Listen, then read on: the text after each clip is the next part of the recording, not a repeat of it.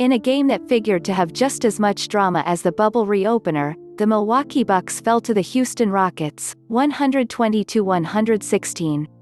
Milwaukee was mystified for a short while by the Rockets' fun-sized approach to NBA basketball, but eventually they were able to close the gap and keep things competitive throughout the fourth quarter. Giannis Antetokounmpo continued proving his case as the league's MVP, even if the case didn't need proving. His stat line 36 points, 18 boards, 8 assists was as impressive as it seems, but he had a series of poor decisions late in the fourth quarter that ended up swinging the game away from Milwaukee.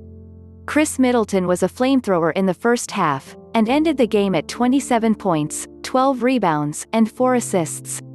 For much of the game, the Bucks weren't getting much besides their two stars, but Brook Lopez 23 points, 12 rebounds eventually found his groove and started mashing the Rockets' defense in the post.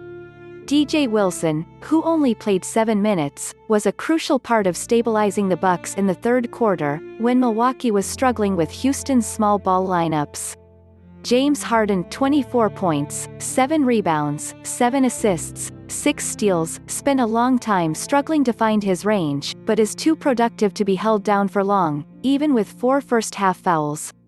Russell Westbrook 31 points, 8 assists, 6 rebounds continued to fuel the Rockets' frenzied play with his unique brand of organized chaos. As a team, Houston took a whopping 61 three-pointers, making 21.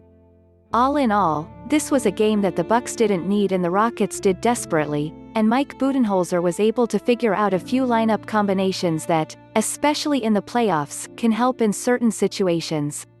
This loss is frustrating, as any loss is, but ultimately unimportant as long as the team learns from its mistakes.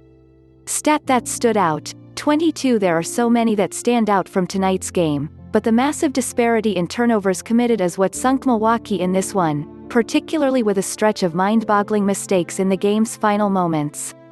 Houston did an excellent job caring for the ball on offense, and their lightning-quick hands on D swiped at the ball often enough to affect the Bucks' composure.